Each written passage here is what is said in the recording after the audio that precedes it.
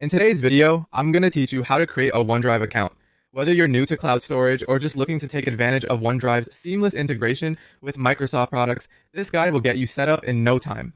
We'll walk through each step clearly and thoroughly so you can start using OneDrive to store, share, and access your files from anywhere. First, let's head to the OneDrive website. Open your web browser and type in onedrive.com. Once the page loads, you'll see an option that says sign up for free. Go ahead and click on that. This is where we start the account creation process. Don't worry, creating an account is completely free and will provide you with a generous amount of initial storage to start with. Now you're going to enter your email address. This is the email you'll use to log into OneDrive, so make sure it's one you check regularly. Type your email into the provided field and then click Next. You'll also need to create a password. Choose something secure, perhaps a combination of letters, numbers, and symbols that you'll remember. Next, you'll be asked to enter some personal information. This can include details like your first name, last name, and country of residence.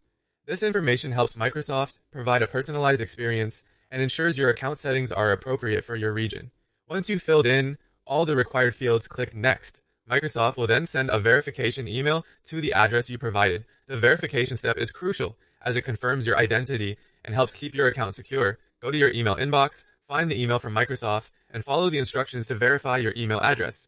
Once your email is verified, return to the OneDrive page and log in with your new credentials. Enter your email address and password and click Sign In.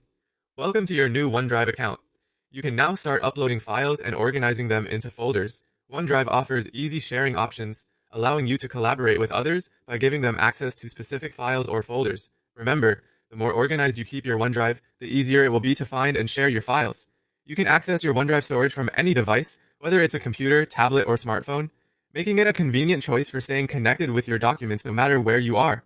Creating a OneDrive account is straightforward, but if you run into any issues during this process, Microsoft support is always available to help.